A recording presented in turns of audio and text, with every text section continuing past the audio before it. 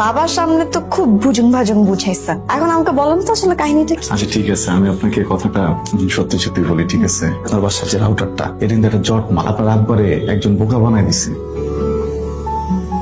নিজের লাইন নিজে কাইটা লাইলি না, ওই যে আমার ইনকামিং একটু ঝামেলা হইতেছিল, বুঝছো? ইন্টারনেট দিয়ে কাজ করতেছে না, বন্ধ হয়ে গেছে। কি বলেন, লাইন নাই? তাহলে রাউটারটা একটু অফ করেন, অফ করে আবার অন করেন, ঠিক হয়ে যাবো। করছি কিন্তু কোনো কাজ হইতেছে না। আমি 10 মিনিটের মধ্যে আপনার সামনে হাজির থাকবো। হ্যাঁ, আসসালামু আলাইকুম। ওয়ালাইকুম আসসালাম।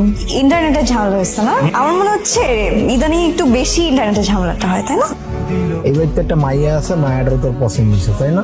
শোন, এই ব্যবসা বাণিজ্য করার মাঝখানে যদি মাইয়া পাইনার দিকে তাকাস তাহলে ব্যবসা বাণিজ্য ক্ষয়ক্ষতি হবে। কিভাবে বলি, এখানে একটা খরচা গেছে না?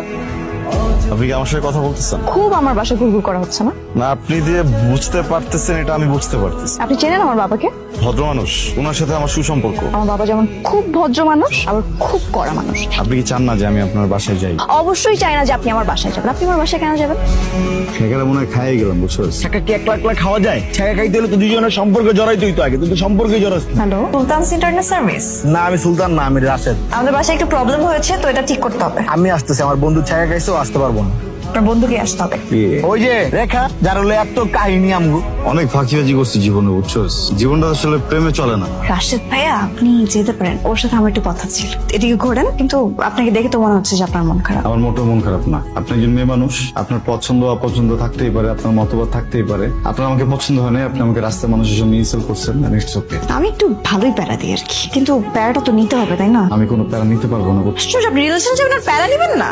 রিলেশনে যাবো কার সাথে? আমার সাথে। আমি যে নাম্বারটা থেকে কল দিচ্ছি ওটা আমার নাম্বার। আপনি ওই নাম্বারে 2 বেলা করে ফোন দিবেন। 2 বেলা করে ফোন দিয়ে সকালবেলা একবার বলবেন যে I love you. I love you. আস্তে, বাবা পাশের রুমে আছে, এখন যদি শুনে ফেলে আপনাকে জুতা পেটান।